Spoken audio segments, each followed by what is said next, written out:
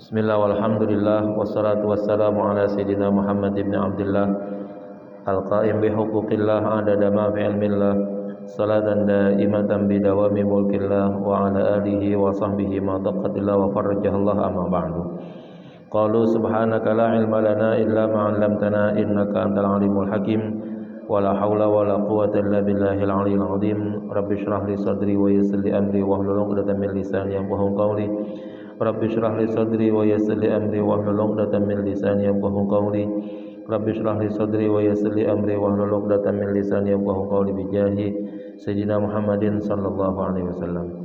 Ila hadratin Nabil Mustafa Rasulullah sallallahu alaihi wasallam, ila hadrati ashabil kiram, ila hadrati a'immatil mujtahidin, wa ila hadrati jami'i awliya'illahi ta'ala min masyariqil ardi ila magharibiha, wa ila hadrati qadiyaduz zaman wa awani wa sa'iri awliya'illahi ta'ala radhiyallahu ta'ala anhum, wa ila hadrati abaina wa ummahatina wa ajdadina wa jaddatina wa amamina wa ammatina wa akhalina wa khalatina wa ikhwanina wa akhatina wa qarabatina wa jiranina ومن حب وسن إلينا ولذوي الحقوق علينا ولأولادنا وبناتنا وذريتنا وزوجاتنا ونخص خاصة لحضرة الشيخ عبد المؤتي محمد نووي بن عمر أجاوي ولحضرة السيد أحمد المرزوقي المالكي شيء لله لنا ولهم والفاتحة. الحمد لله رب العالمين الرحمن الرحيم إياك نعبد وإياك نستعين صراط الذين أنعمت عليهم غير المغضوب عليهم ولا الضالين. Kita lanjut halaman 100. Bismillahirrahmanirrahim. Qala al-mu'allif rahimahullahu ta'ala wa adama naf'a bihi wa bi'ulumihi fid daril amin. Kita mulai dari awal dia, tanggung rasanya nih kalau putus. Faidatun, ini satu faidah. Ruwiya min hadithi Abi Dzarrin qala, diriwayatkan dari hadis Abu Dzar, beliau berkata, qultu ya Rasulullah fama kanat suhufa Ibrahim. Wahai Rasulullah, apakah isi daripada suhufnya Ibrahim? Qala, Nabi menjawab, kanat hiya kulluha amsalan. Semua isi daripada suhuf Nabi Ibrahim berbentuk perumpamaan-perumpamaan.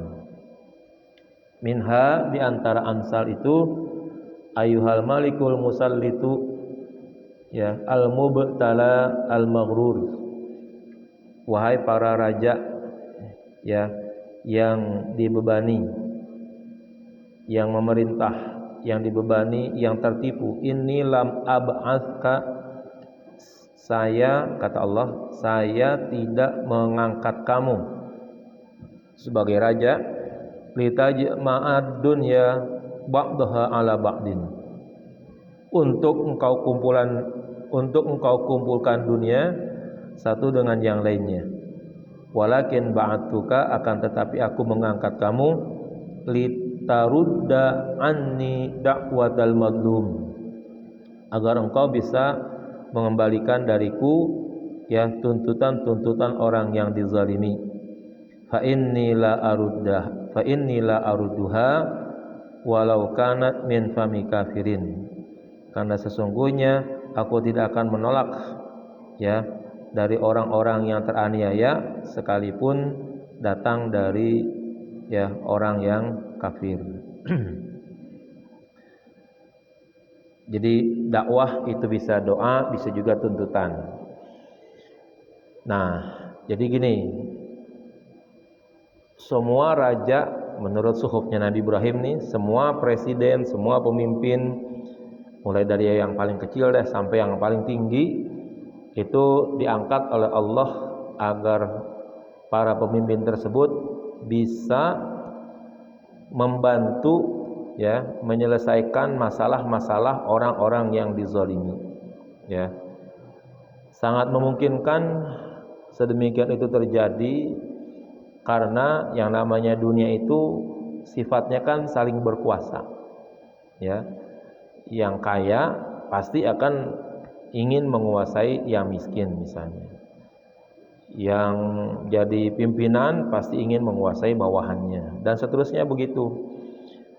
Nah, adanya raja itu adalah, atau adanya pemimpin itu adalah bagaimana supaya satu manusia dengan manusia lain itu tidak saling ya menguasai, saling merusak dan lain sebagainya ya.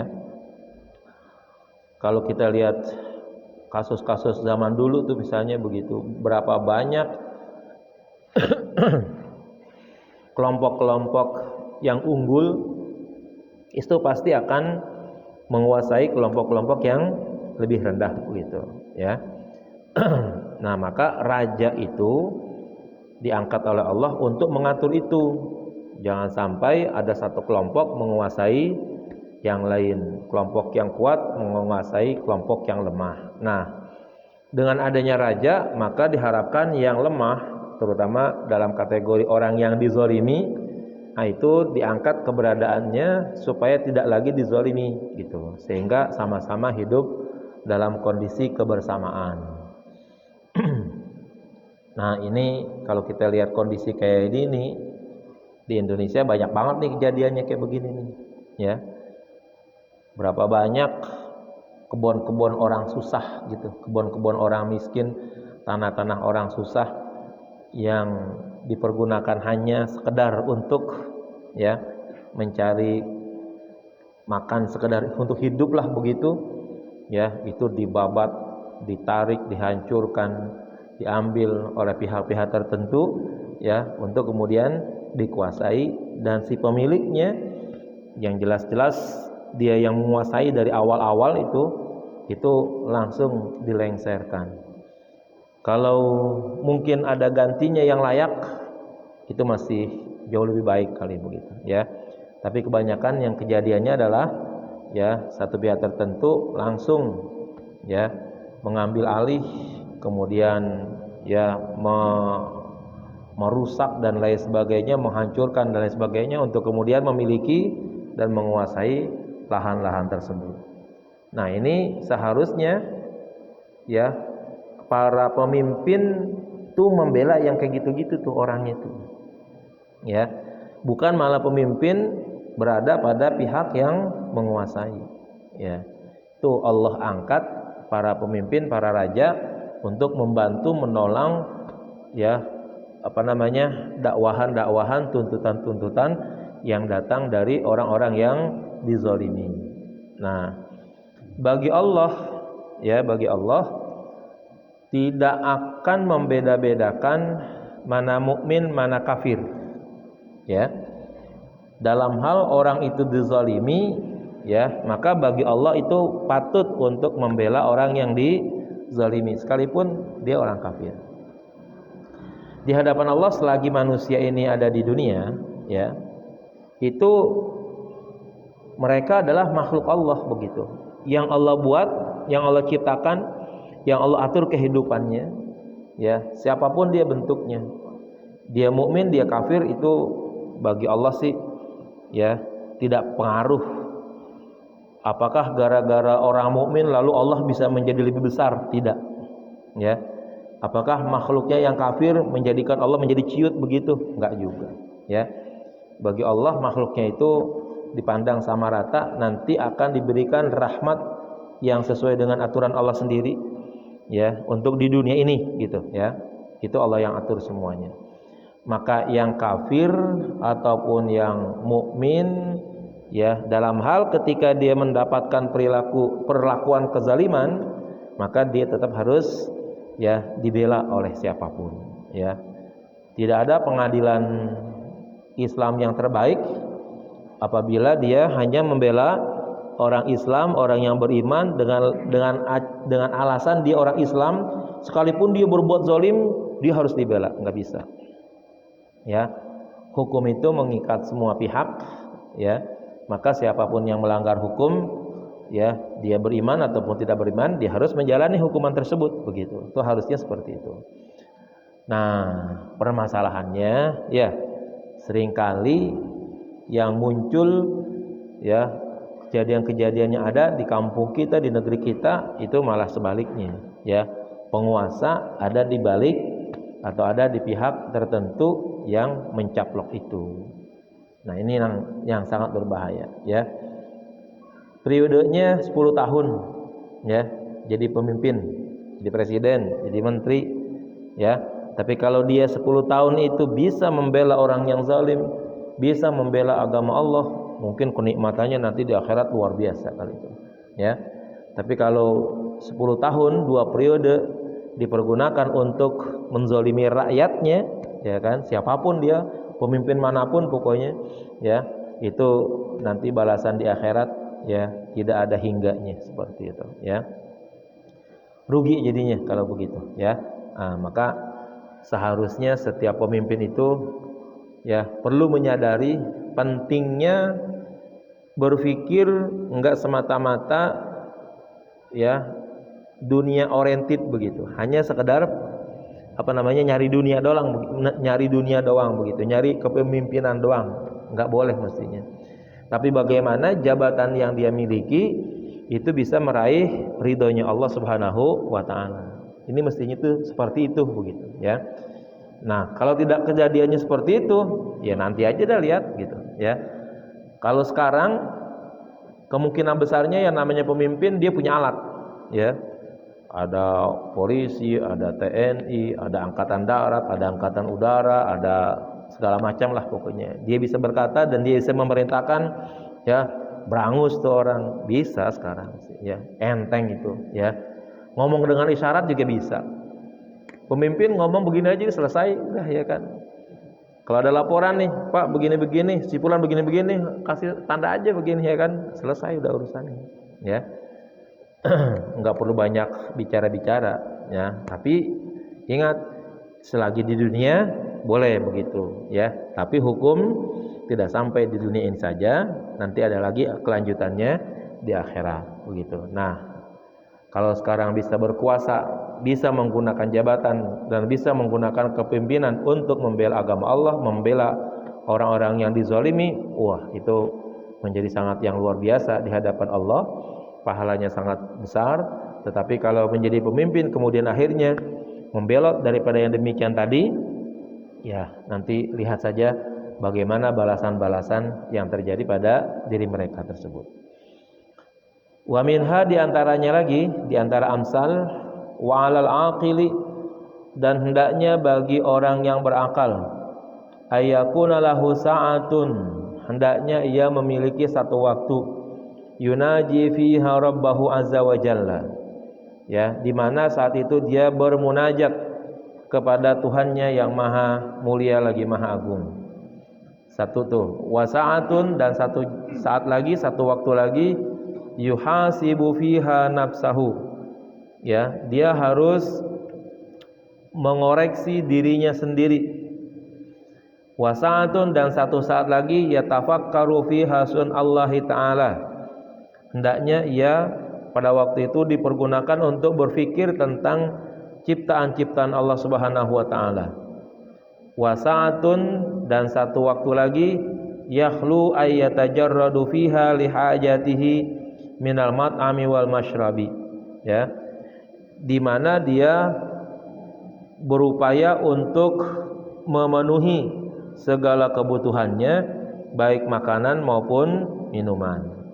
Nah, jadi orang yang berakal punya waktu, satu, untuk bermunajat kepada Allah, dua, untuk mengkoreksi dirinya sendiri, ya, yang ketiga untuk berpikir, ya, dalam hal ini mungkin untuk ngaji, untuk belajar kira-kira, ya, terhadap ciptaan-ciptaan Allah. Dan yang berikutnya adalah waktu yang dipergunakan untuk berusaha lah, gampangnya begitu, ya. Jadi 1, 2, 3, 4 waktu, ya. 4 waktu itu dibagi semaksimal mungkin untuk bisa dialihkan tuh kepada 4 waktu tersebut supaya bisa, ya, menggunakan waktunya untuk beribadah. Itu munajat, itu bagian daripada ibadah, ya. Kemudian ya tafakkaru, yuhasabu, berarti dia menghisab dirinya sendiri. Artinya dalam keseharian nih, paling tidak, ya, keseharian tuh dia sudah melakukan apa aja, yang baik yang buruk, ya. Kalau yang baik bagaimana seharusnya, kalau yang dia ngerjain yang buruk bagaimana seharusnya, langkah berikutnya itu harus ada tuh. Terus yang ketiga, ya, waktu di mana dia berpikir, ya, Salah satu daripada berpikir tentang ciptaan Allah itu masuk dalam kategori ngaji, belajar, itu termasuk. Dan yang keempat adalah waktu untuk berusaha ya mencari makan dan minum. Nah, 4 waktu ini diatur ya, bagaimana caranya supaya ada pada orang yang berakal tersebut. Tidak sedikit orang ya yang keseluruhan waktunya hanya dipakai buat yang terakhir doang tuh. Ya, yang dipakai buat cari makan dan minum doang. Ini bahaya banget nih kalau orang kesehariannya sehari penuh hanya digunakan untuk cari makan dan minum doang. Ya. Itu Allah menggambarkan bahwa orang kafir itu bagaikan binatang katanya, ya. Ya'kuluna wa yatamatta'un. Makan ya, makan dan cari kesenangan. Nah, kalau udah kerjaannya makan dan cari kesenangan, dalam hal ini tuh tamattu itu adalah kesenangan seksual begitu. Itu berarti udah tingkatnya hanya sama dengan binatang kalau begitu. Ya. Nah, udah sangat buruk sekali kalau begitu. Maka dalam hidup kita ya ngaji nih seperti ini, di mana saja kapan saja diatur waktunya harus ada tuh. Ya. Sedikitnya seminggu sekali dah paling kagak ya, harus ada. Oh, lebih banyak tentu lebih baik lagi begitu ya. Malam ataupun kapan itu sesuai dengan waktu ibadah, perlu yang 5 waktu jangan sampai ditinggalkan, tambahin lagi di waktu-waktu tertentu. Apakah duhanya, apakah witirnya, apakah tahajudnya dan lain sebagainya ya. Kan itu tidak ada aturan berapa banyaknya tuh. Ya. Sembahyang duha ambil yang paling sedikit 2 rakaat boleh ya. Yang banyak ada ulama yang bilang atau ada sahabat yang bilang misalnya seperti Ibnu Abbas kalau nggak salah bilang itu sampai 12 rakaat misalnya. Kalau memang mampu silahkan. Tapi jangan sampai ya tidak mengerjakan sama sekali itu ya. Malam gitu juga ya. Paling tidak salat witir dah 3 rakaat yang kita biasain di bulan Ramadan tuh, di hari-hari kayak gini tuh jangan ditinggalin, terusin saja begitu ya. Latihan di bulan Ramadan itu kan ya udah mengajarkan tuh bahwa setiap malam seharusnya diisi dengan salat witir. Nah, kalau tidak salah Nabi pernah bertanya tuh antara Abu Bakar dan Umar ya tentang pelaksanaan salat witirnya masing-masing tuh ya. Wahai Abu Bakar, kamu kapan kalau salat witir? Beliau menjawab, saya kalau salat witir nanti malam kalau sudah bangun tidur ya gitu. Lalu kalau kamu Umar bagaimana? Saya salat witir habis salat Isya saya langsung salat witir ya. Nah, ternyata dua-duanya dinilai oleh Nabi benar dan dinilai bagus begitu ya. Dan ini menjadi pelajaran juga bagi kita ya. Bagi yang kelasnya kelas Abu Bakar gitu, di mana dia bisa bangun malam dengan tepat dan tidak ketinggalan begitu atau punya kesempatan waktu untuk sholat, itu boleh mengerjakan sholat witirnya di malam hari. Tidur dulu, bangun malam ya, barengin dengan sholat tahajud, tutup dengan sholat witir. Kelasnya Umar ya, ini mungkin orang yang bangun malamnya lolos mulu kali ini gitu ya kan. Tapi jangan sampai sholat malam, dalam hal ini sholat witir, ditinggalkan. Bagaimana caranya? Udah habis sholat Isya ya, kemudian ikuti dengan sholat ba'diyah, ikuti lagi dengan sholat witir. Sholat witir kan boleh satu tuh kalau begitu. Yang penting jangan satu-satunya sholat witir gitu aja ya.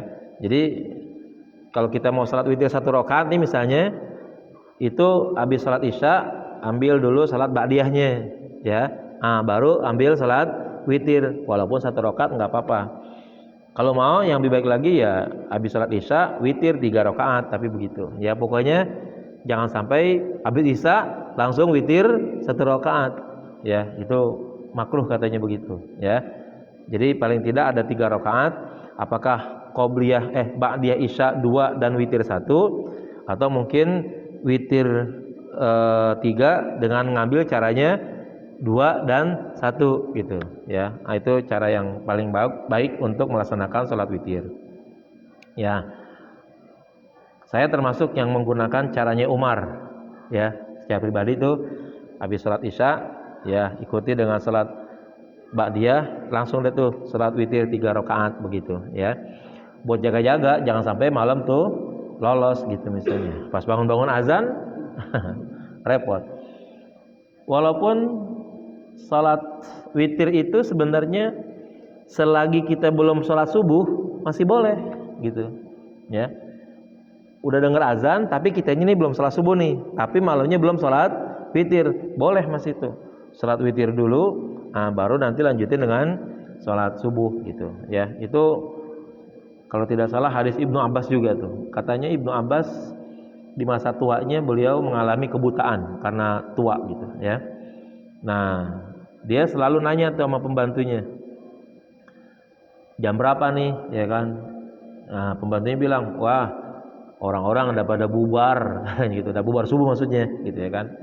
Ibnu Abbas termasuk sahabat yang umurnya panjang begitu. Orang udah pada bubar sholat subuh.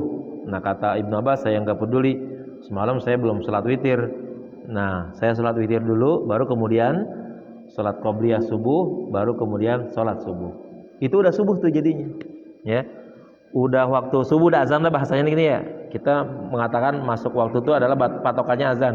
Udah azan subuh, tapi katanya Ibnu Abbas itu belum sholat witir, tapi juga belum sholat subuh. Nah maka dia pas bangun ya segala macam dipersiapkan. Nah sholat witir dulu, lalu sholat qobliyah subuh, lalu sholat subuh. Walaupun itu sudah azan subuh katanya begitu, tapi cuma sholat witir doang yang boleh begitu, yang lainnya nggak boleh gitu. Ini saking pentingnya melaksanakan sholat witir dan pentingnya bermunajat ya. Salah satu munajat kita yang paling baik itu adalah dengan melaksanakan sholat, gitu aja dah. Wa minha, dan diantara amsal lagi, wa 'alal aqili, dan bagi orang yang berakal, alla yakuna tami'an ay mu'ammilan illa fi thalazin. Bagi orang yang berakal tidak boleh ya berangan-angan, bercita-cita serakah kira-kira gitu, kecuali pada 3 perkara. Nih 3 perkara ini kita boleh nih ya, bahasa kita tuh serakah dah pokoknya. Yang pertama tazawudin lima'adin ya, mempersiapkan bekal untuk hari kembali ya. Untuk yang kayak gini nih bagian daripada watazawwadu fa inna khaira zadid taqwa ya. Ambillah bekal karena bekal yang paling baik itu adalah takwa. Nah, berarti mengambil bekal untuk kesiapan hari akhirat nanti itu boleh tuh ya, bercita-cita dan serakah kira-kira begitu ya. Karena pasti orang yang mengambil bekal untuk hari akhiratnya nanti dalam bentuk yang serakah, pasti dia akan mengalami atau mengamalkan kebaikan-kebaikan sebanyak-banyaknya. Serakahnya itu adalah banyaknya amal baik yang dikerjakan ya. Ini kalau kita pakai bahasa yang Betawi itu serakah tuh bahasanya begitu kan tuh ya. Biasanya kalau orang serakah maunya banyak tuh begitu tuh. Nah itu begitu. Jadi serakah untuk mencari bekal akhirat, nah itu boleh. Kemudian wa marammatin lima'ashin, dan memperbaiki untuk kehidupan ya. Memperbaiki kehidupan kita sekarang di dunia ini nih, termasuk berupaya untuk hidup yang baik gitu ya. Maka berupaya sekuat tenaga, berupaya semaksimal mungkin untuk kemudian supaya hidup menjadi enak, menjadi islah, menjadi bagus. Itu juga boleh juga. Yang ketiga waladatin fi ghairi muharramin, dan mencari kenikmatan, mencari kelezatan tapi bukan pada sesuatu yang diharamkan. Makanan, minuman, pakaian, apa aja dah yang kita bilang nikmat begitu misalnya, boleh dicari yang sebanyak-banyaknya, tapi untuk atau tidak boleh diambil dari barang yang haram, baik haram zatnya ataupun haram prosesnya ya. Haram zatnya ya, anggaplah misalnya orang bilang minuman keras itu enak, minumannya memabukkan itu enak. Nah, berarti itu namanya haram zatnya, jangan diambil. Ya, mencari kenikmatan tapi dari barang yang zatnya haram, nah itu enggak boleh. Ya, berhubungan seksual, ya, berzina, berarti itu adalah hal yang haram, jangan dikerjakan. Ya, masih ada jalan yang terbaik untuk itu masalahnya. Atau ada haram yang sifat, yang bentuknya adalah dari prosesnya. Ya, beras itu halal, boleh kita pakai untuk kenikmatan diri kita melalui makan misalnya, ya, supaya kita kenyang. Tapi kalau ngambilnya, ya, mengambil beras tersebut dengan jalan yang haram, nah itu juga nggak boleh juga. Ya, harus beras yang halal tersebut diperoleh juga dengan cara yang halal juga. Nah, jadi harus, ya, jangan sampai terjadi ada haram pada zatnya atau ada haram pada prosesnya. Ini yang perlu dihindari kayak begini. Kenapa? Kalau udah sesuatu yang kita pergunakan untuk tubuh kita, minuman, pakaian, makanan, diambil daripada yang haram, itu secara totalitas semua ibadah kita tertolak sudah semua. Ya. Di dalam hadis di mana Jibril datang kepada Nabi Muhammad tuh, ya, wa dzakara rajula katanya, dan Nabi menceritakan seseorang yutilus safar yang panjang perjalanannya katanya, aghbara ash'asa, berdebu kumel. Tapi di situ dia mengatakan ya muddu yadahu, dia berdoa, ya Rabbi ya Rabbi ya Rabbi, wahai Tuhanku wahai Tuhanku wahai Tuhanku. Kalau kita di sini Allahumma Allahumma ada begitu, ya. Nah, lalu Nabi melanjutkan wa mat'amuhu haram, makanannya haram, wa mashrabuhu haram, minumannya haram, ya, wa ghudiya bil haram, dan dikenyangkan juga dengan yang haram. Fa anna yustajabu lahu, maka bagaimana mungkin doa-doanya itu akan diterima oleh Allah Subhanahu wa taala. Nah, berarti kalau begitu makanan, ya, makanan yang haram, minuman yang haram, pakaian yang haram itu bisa mencegah diterimanya ibadah. Ya. Kalau doa saja yang kecil itu udah enggak diterima, apalagi salat, ya. Yang dikatakan bahwa salat itu adalah termasuk ibadah yang berat gitu. Ya, illa 'alal khasyin, kecuali orang yang khusyuk, yang tenang jiwanya. Kalau udah tingkat salatnya udah tingkat berat, ya, kemudian pakaian yang digunakan untuk salat haram, tubuh yang dipergunakan untuk beribadah diisi dengan yang haram, ya, berarti salatnya juga pasti akan ditolak oleh Allah Subhanahu wa taala. Itu.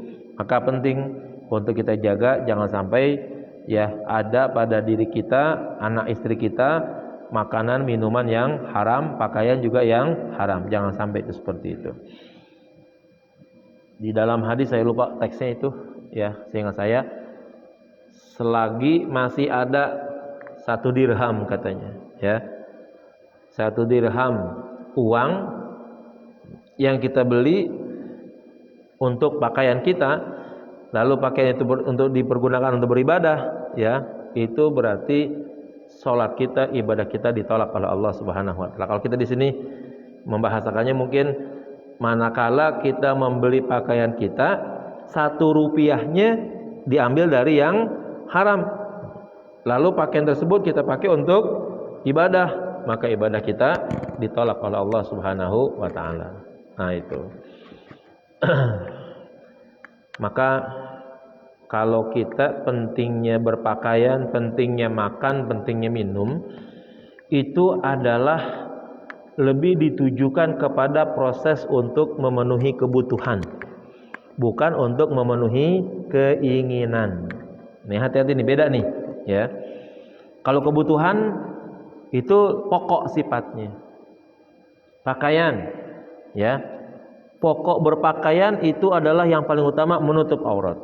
Tingkat keduanya melindungi diri. Itu pokok tuh. Kebutuhan tuh namanya kalau begitu ya. Tapi kalau keinginan ya, biar dia berpakaian tapi bisa saja telanjang. Karena bentuknya bukan lagi kebutuhan, ya. Yang dimunculkan adalah keinginan, gitu. Bagaimana bentuk pakaian kok telanjang? Macam-macam. Memang ada pakaian yang secara bentuknya dipakai memang masih menunjukkan adanya aurat. Misalnya celananya pendek, bajunya pendek, ya kan? Itu satu. Ya, bagi perempuan terutama misalnya, ya. Berikutnya mungkin yang ketat, yang tipis sehingga memperlihatkan lekuk-lekuk tubuh. Nah, itu berarti namanya sudah berpakaian bukan untuk kebutuhan tapi untuk keinginan, namanya begitu. Ya, karena sifat standar daripada kebutuhan itu adalah menutup aurat dan melindungi diri, begitu, ya. Makan begitu juga. Ya, makan, minum itu yang utama adalah untuk menjaga diri, jangan sampai ya kelaparan misalnya begitu. Tapi kalau udah ada keinginan makan lebih daripada itu bisa jadi ya yang dicari adalah makanan yang selera tubuh nantinya, selera keinginan. Di mana selera keinginan tersebut belum tentu dipergunakan untuk memenuhi kebutuhan utama tubuh. Bisa jadi dalam rangka buat bersenang-senang.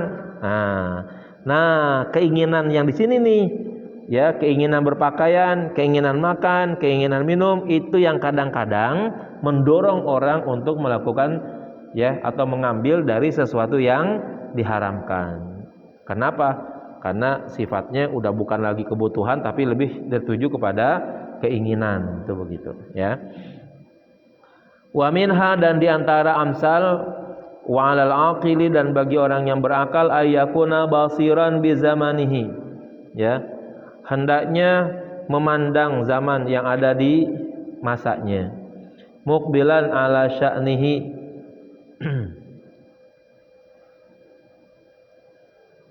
mukbilan menghadap terhadap situasi dan kondisinya, hafizan lilisanihi, menjaga lidahnya, waman adda kalamahu min amalihi qalla kalamuhu, siapa saja yang sudah memperhitungkan ucapan-ucapannya dibandingkan dengan amalnya, qalla kalamuhu, maka dia akan menjadi sedikit ucapannya, illa fima ya'nihi, kecuali kalau ngomongnya itu pada sesuatu yang dianggap penting.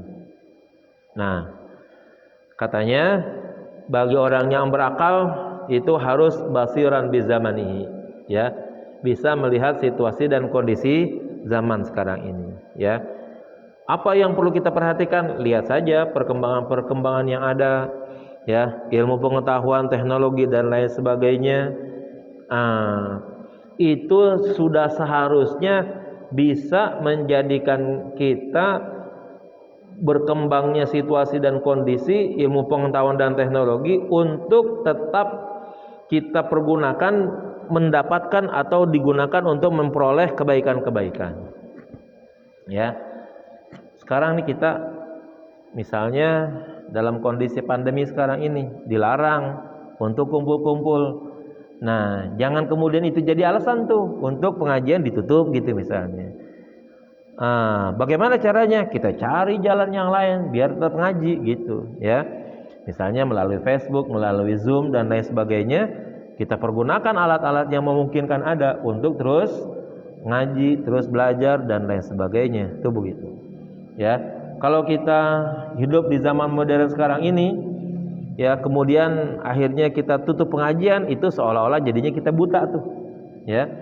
Ada alat yang bisa kita gunakan untuk mencari kebaikan, tapi kita tidak mau memperhatikannya. Nah, itu namanya kita dianggap buta namanya, bukan basiran bi zamanihi kalau begitu, ya. Kalau dulu mungkin ngaji harus pakai kitab, ya.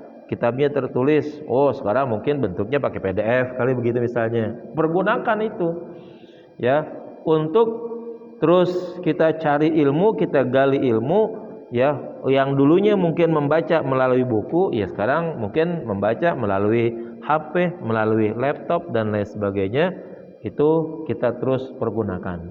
Ya, jangan anti terhadap hal-hal yang berkembang. Malah sebaliknya, berkembangnya ilmu pengetahuan dan teknologi kita pergunakan juga untuk kita mengembangkan ilmu pengetahuan kita, keislaman kita dan lain sebagainya, ya.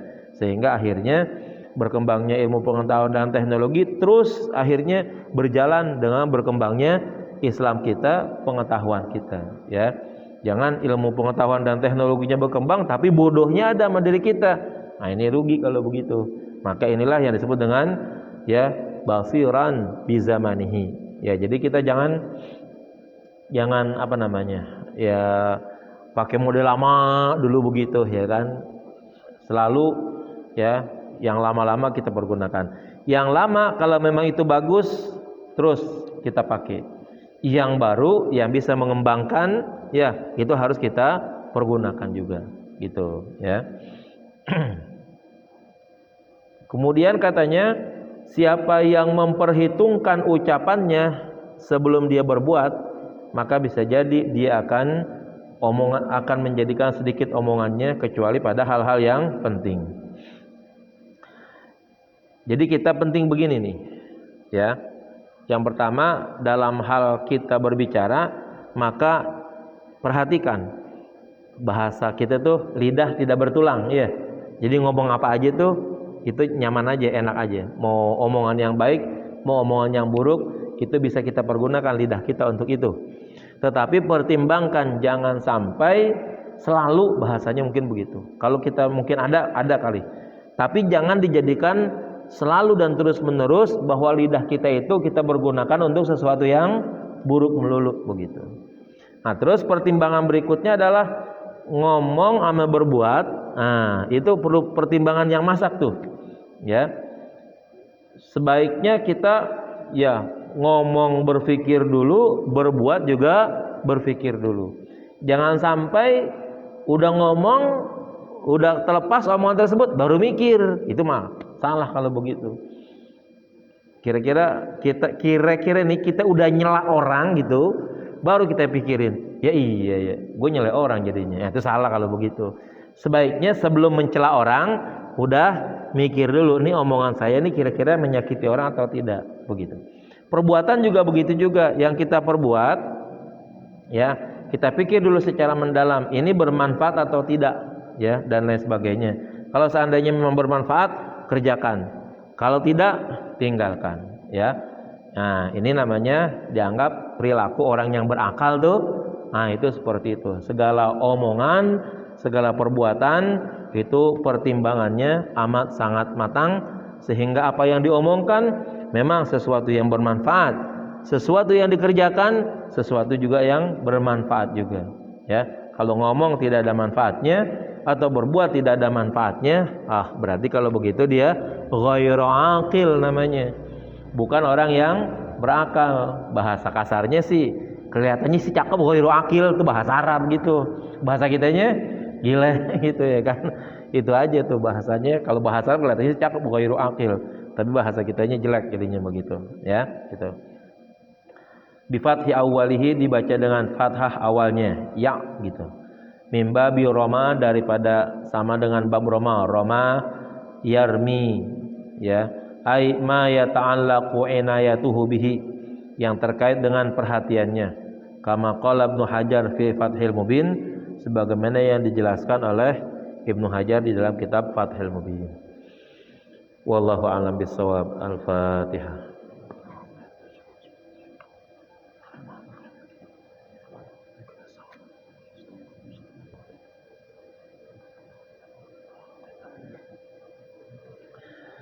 Bismillahirrahmanirrahim. Alhamdulillahirabbil alamin. Allahumma shalli ala sayidina Muhammad wa ala ali sayidina Muhammad. Allahumma arzuqna fahman nabiyyin habzal mursalin wa sur'atal mamalaika muqarrabin. Allahumma anfa'na bima 'allamtana wa 'allimna ma yanfa'una wa 'allimna ma jahilna. Allahumma ja'alna wa auladana banatina wa dzurriyyatina min ahli wal khair wa la taj'alna wa iyyahum min ahli syarri wa dhir wa qtan qulubana qulubahum bil 'arifin wahdina wa iyyahum siratal mustaqim. Siratal ladzina an'amta 'alaihim ghairil maghdubi 'alaihim waladdallin. Rabbana atina fid dunya hasanah fil akhirati hasanah wa qina adzabannar. Sallallahu ala sayyidina Muhammad wa ala sayyidina Muhammad walhamdulillahi rabbil alamin. Mohon maaf. Assalamualaikum warahmatullahi wabarakatuh.